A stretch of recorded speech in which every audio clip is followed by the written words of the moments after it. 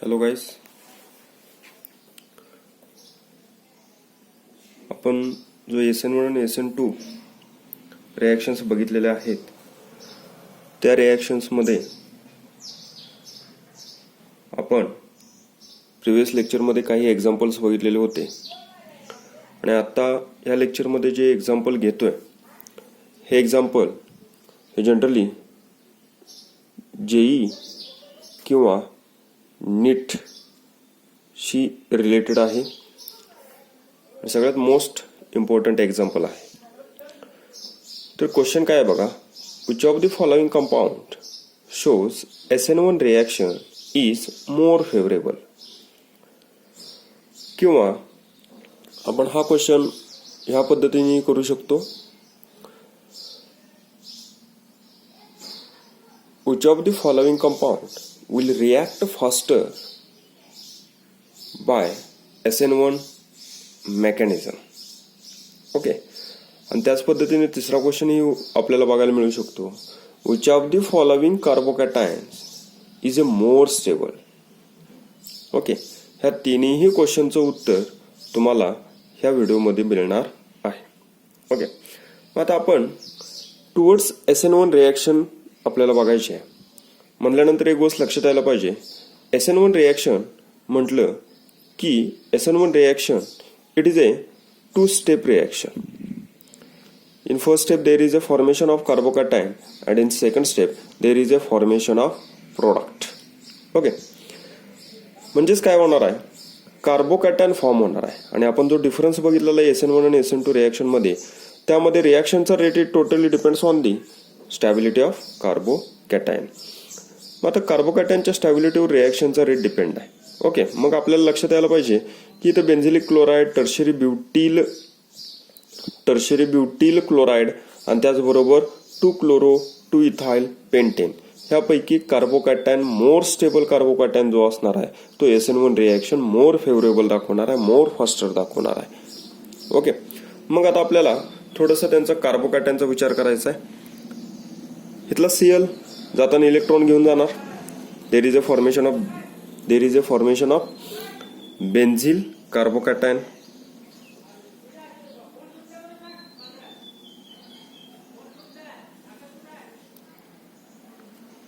Okay, त्यानंतर इथला Cl सुद्धा इलेक्ट्रॉन घेऊन जाणार, there is a formation of tertiary butyl carbocation. इथला Cl सुद्धा इलेक्ट्रॉन विड्रॉल करणार because chlorine shows the electronegativity, then it forms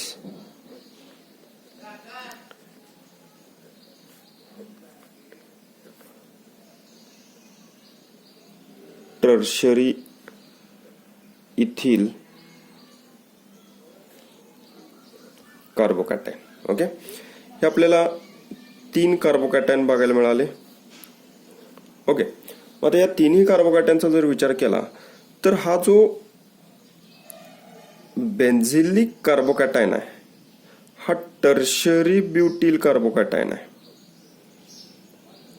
आणि याला आपण नॉर्मली म्हणू टर्शरी कार्बोकॅटायन. टर्शरी कार्बोकॅटायन पण कसा आहे, एक्सेप्ट मिथिल ग्रुप. ओके, इथं बघा हा सुद्धा टर्शरी कार्बोकॅटायनच आहे, हा सुद्धा टर्शरी कार्बोकॅटायन आहे, पण इथं मी टर्शरी ब्युटील कार्बोकॅटायन हा मुद्दाम घेतोय, पण इथं मी घेताना इथं मिथिल ग्रुप घेतला नाही, इथे इथिल ग्रुप मी रिप्रेझेंट केलाय. म्हणजेच जो टर्शरी ब्युटील कार्बोकॅटायन मधला मिथिल ग्रुप ह्या टर्शरी कार्बोकॅटायन मध्ये मी कन्सिडर करत नाही. ओके, ह्या दोन्ही एक्झाम्पल मध्ये थोडंसं पॉइंट ऑफ डिफरन्स कुठं आहे हे लक्षात येणं गरजेचं आहे. ओके, मग आता आपल्याला generally benzylic carbocation, tertiary butyl carbocation and tertiary carbocation except methyl group ह्यापैकी जो कार्बोकॅटायन मोर स्टेबल आहे तो मोर स्टेबल कार्बोकॅटायनच आपल्याला SN1 रिॲक्शन फास्टर दाखवणार आहे. ओके, मग आता जनरली जे आपण इफेक्ट्स बघितलेले आहेत, ओके, त्याच्यामध्ये आपण बघितलेला आहे इंडक्टिव्ह इफेक्ट, सेकंड बघितलेला आहे रेझोनेटिंग इफेक्ट, थर्ड बघितलेला आहे हायपर कॉन्जुगेशन इफेक्ट. ओके, आणि त्यानंतर अरोमॅटिसिटी. आता जनरली हे जे 4 इफेक्ट्स आहेत त्या 4 इफेक्ट्स वरून आपल्याला ह्या कार्बोकॅटायनची स्टॅबिलिटी डिटरमाइन करायची आहे. ओके, मग आता ह्या 4 इफेक्ट्स पैकी किंवा हे 4 इफेक्ट्स वापरून कार्बोकॅटायनची जी आपल्याला स्टॅबिलिटी डिटरमाइन करायची आहे ती स्टॅबिलिटी डिटरमाइन करताना आपल्याला एक गोष्ट लक्षात यायला पाहिजे की resonating effect is the nothing but the mesomeric effect.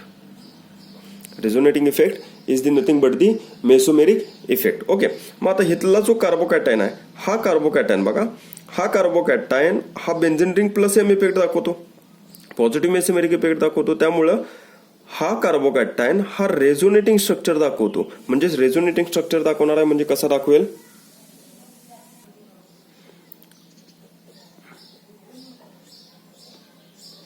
Resonating structure आपल्याला कार्बोकॅटायन बेन्झिल कार्बोकॅटायनचं डिटरमाइन करायचं आहे. हा पॉझिटिव्ह चार्ज हा मेसोमेरिक प्लस एम इफेक्ट दाखवतो बेन्झिन, त्यामुळे हा पाय बॉन्ड डिलोकलाइज झाला. डिलोकलाइज झाल्यानंतर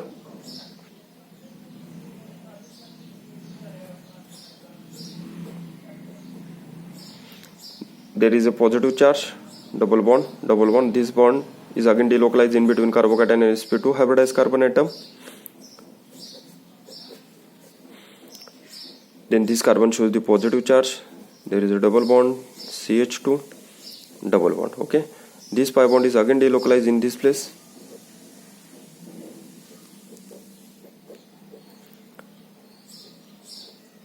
Then this is a CH2. Okay, हा जो बेन्झिल क्लोराइड आहे हा बेन्झिल क्लोराइड हा आपल्याला रेझोनेटिंग स्ट्रक्चर दाखवतो. ओके, मग आता आपल्याला माहित आहे रेझोनेटिंग इफेक्ट किंवा रेझोनेटिंग स्ट्रक्चर्स जो कंपाऊंड दाखवतो त्याची स्टॅबिलिटी जास्त असते. पण आपल्याकडं जनरली 4 इफेक्ट आपण बघितलेत. एक म्हणजे अरोमॅटिसिटी,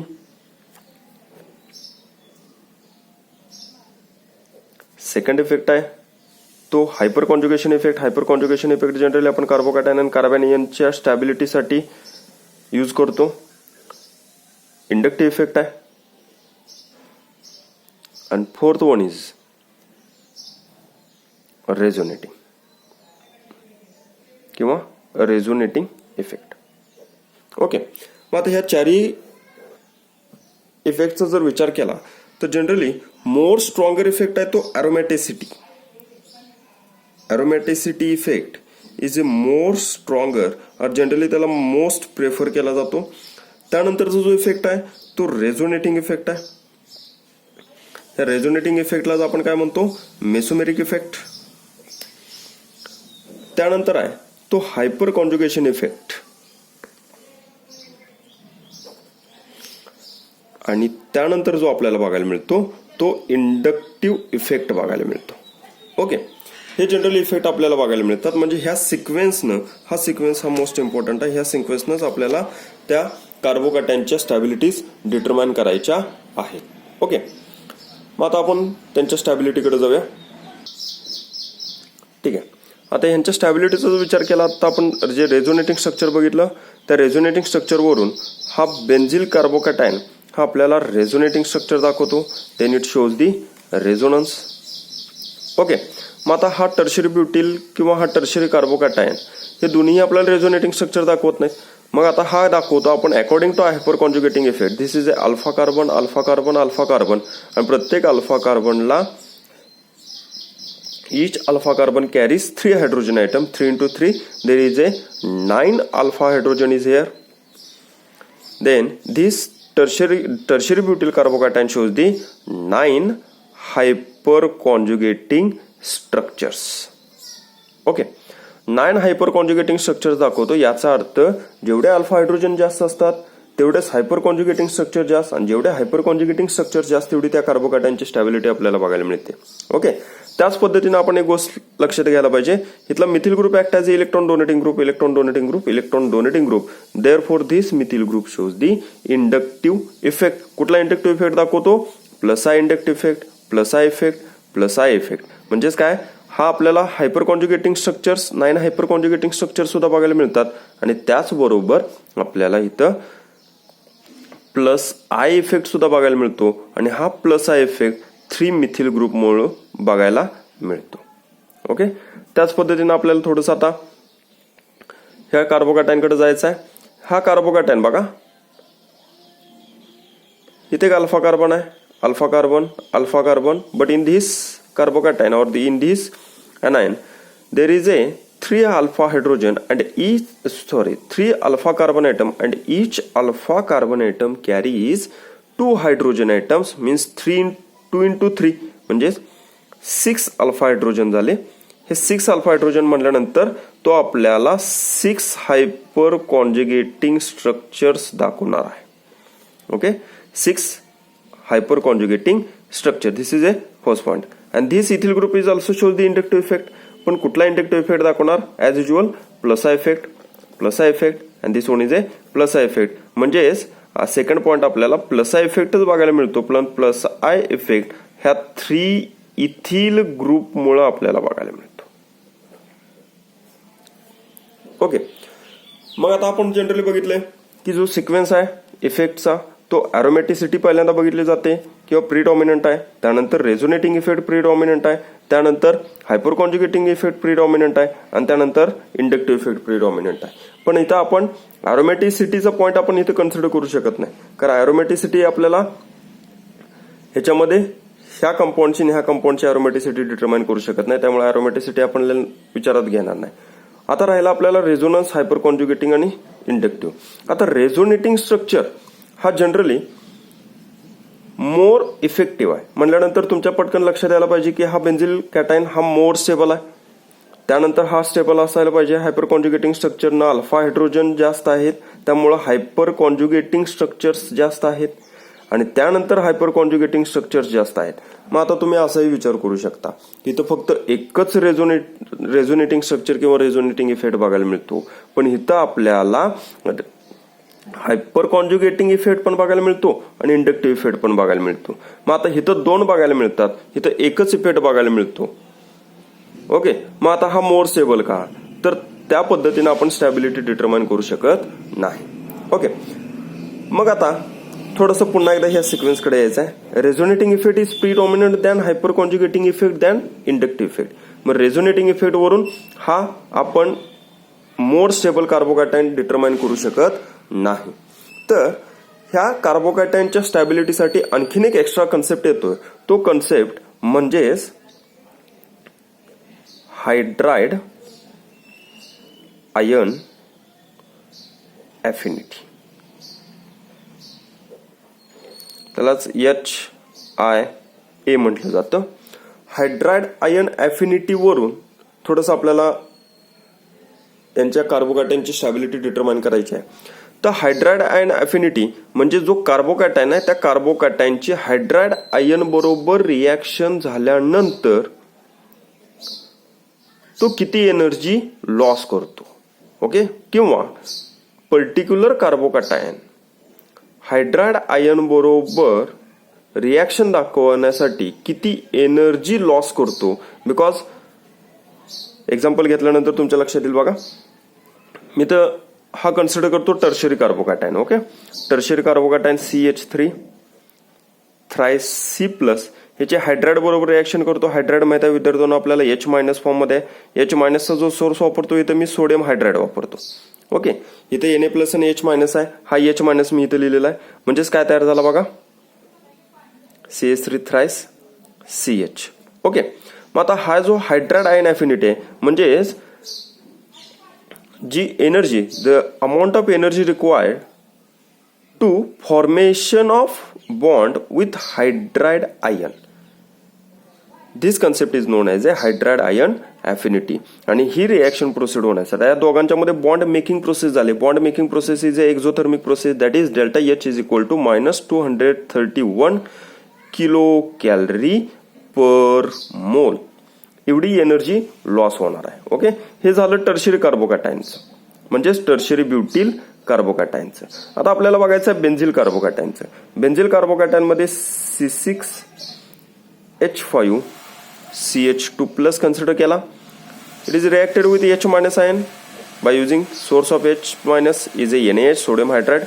परत काय होणार आहे तुमच्या लक्षात आलं असेल, C+ आणि H- म्हणजेच काय तयार झाला, C6H5CH3. There is a formation of toluene. Okay, आणि हा टुलिन ज्यावेळी फॉर्म होणार आहे त्यावेळी डेल्टा एच ची व्हॅल्यू आहे. There is a bond making process, bond formation process is a always exothermic process and this delta H is a minus 234 kilocalorie per mole. Okay, मग आता तुमच्या लक्षात आलं असेल की हायड्राइड आयन अफिनिटी वरून हा जो टर्शरी ब्युटिल कार्बोकॅटायन आहे, तर टर्शरी ब्युटिल कार्बोकॅटायनची डेल्टा एच ची व्हॅल्यू मायनस साइन इंडिकेट करते देयर इज एक्झोथर्मिक प्रोसेस -231 किलोकॅलरी पर मोल. अँड बेन्झिल कार्बोकॅटायनची हायड्राइड आयन अफिनिटी म्हणजे दॅट इज डेल्टा एच जो आहे तो -234 किलोकॅलरी पर मोल आपल्याला बघायला मिळतो.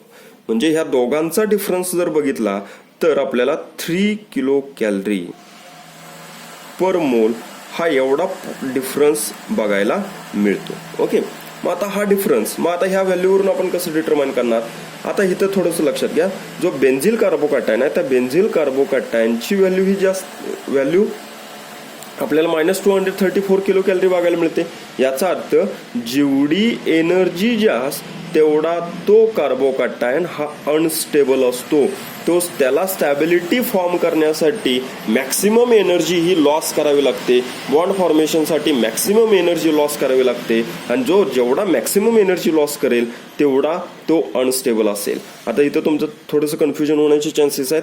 एनर्जी लॉस होते म्हणताना मायनस आहे, हे लक्षात ठेवा. हे मायनस साइन आहे ते एनर्जी रिलीज होते, एनर्जी बाहेर पडते म्हणताना मायनस साइन आहे. ओके, पण व्हॅल्यू तुम्हाला ह्याच कन्सिडर कराव्या लागतील, हे लक्षात ठेवा. ओके, -334 म्हणजेच एक्झोथर्मिक रिॲक्शन मध्ये 234 किलो कॅलरी पर मोल एवढी एनर्जी बाहेर टाकली जाते. आणि जेवढी एनर्जी बाहेर पडेल तेवढा तो कार्बोकॅटायन हा लीस्ट स्टेबल असणार आहे, कारण त्याला हायड्राइड बरोबर बॉन्ड फॉर्म करण्यासाठी मॅक्सिमम एनर्जी लागते. आणि मॅक्सिमम एनर्जी लागते याचा अर्थ तो हायली अनस्टेबल असणार आहे किंवा अनस्टेबल असणार आहे than tertiary carbocation. Then according to hydride ion affinity the stability of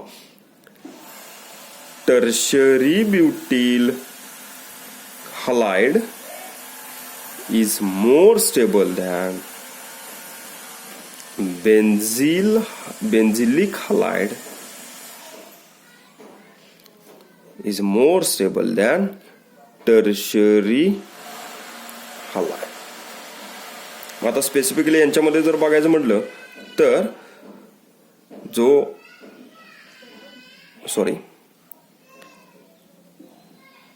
tertiary butyl carbocation is more stable than benzylic carbocation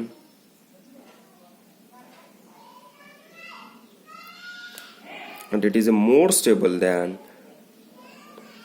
tertiary carbocation.